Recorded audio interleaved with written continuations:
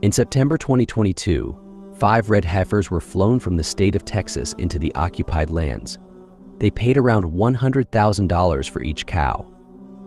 Since last year, one of these cows have been disqualified, but the other 4 cows continue to be suitable candidates for the sacrifice.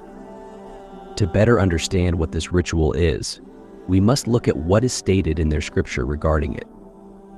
In the book of Numbers chapter 19, it is stated that, "And the Lord spoke to Moses and to Aaron, saying, This is the ordinance of the law which the Lord has commanded, saying, Speak to the children of Israel, that they bring you a red heifer without spot, wherein is no blemish, and upon which never came yoke.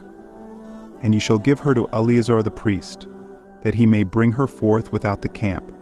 And one shall slay her before his face, and Eleazar the priest shall take of her blood with his finger, and sprinkle of her blood directly before the tabernacle of the congregation 7 times.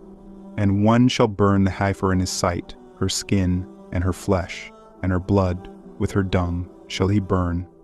And the priest shall take cedar wood, and hyssop, and scarlet, and cast it into the midst of the burning of the heifer."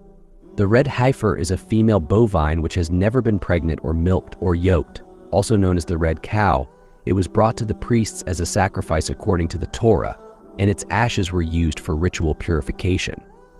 According to their rabbis, since the time of Moses, only 9 red heifers have been sacrificed.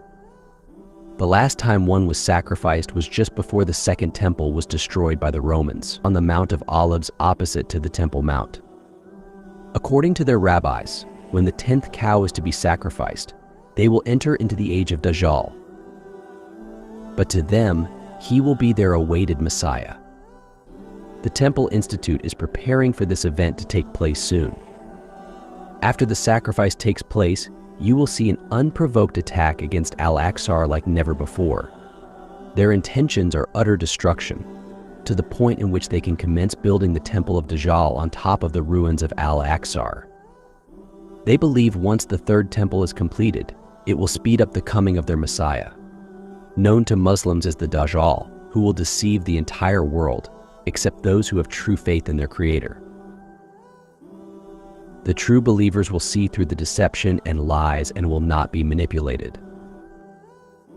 It is clear that the end times are getting closer, and the solution is to connect with our Creator unlike ever before. Once the connection is established, the guidance will come from the source of all guidance.